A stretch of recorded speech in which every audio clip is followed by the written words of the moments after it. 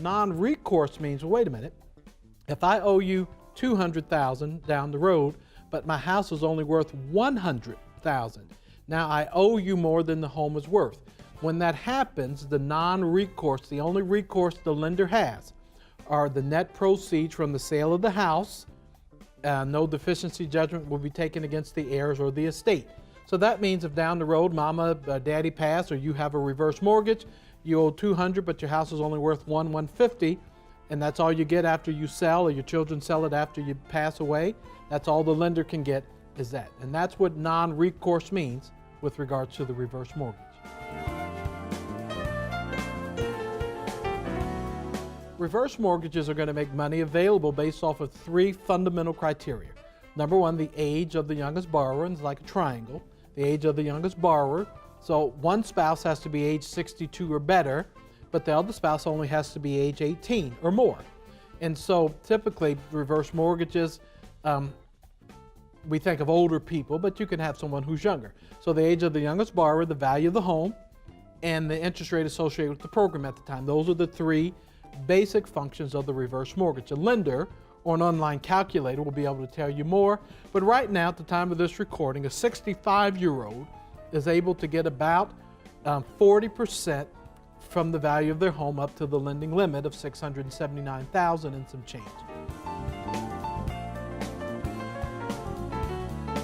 HUD, through the rule changes with the reverse mortgages 2013, 15, and 17, now protects the younger spouse.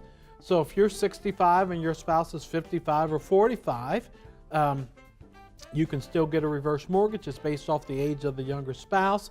And if you predecease them, they are not required to leave the home. They can stay in the home if you predecease them. And that's one of the protective features of the newly restructured reverse mortgage.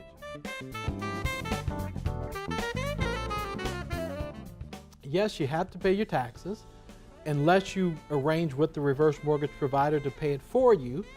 And if you're working with a loved one, you certainly want to make sure they understand that, because that's pretty serious. Because the township you're in is going to say, hey, these taxes aren't paid in the township, or the city or municipality is going to initiate an action. And that action sometimes could be foreclosure, sheriff's sale, one of those, or tax lien, and they'll notify the lender who will get there before them. So paying your taxes is pretty serious, and you want to stay on top of that. Great question.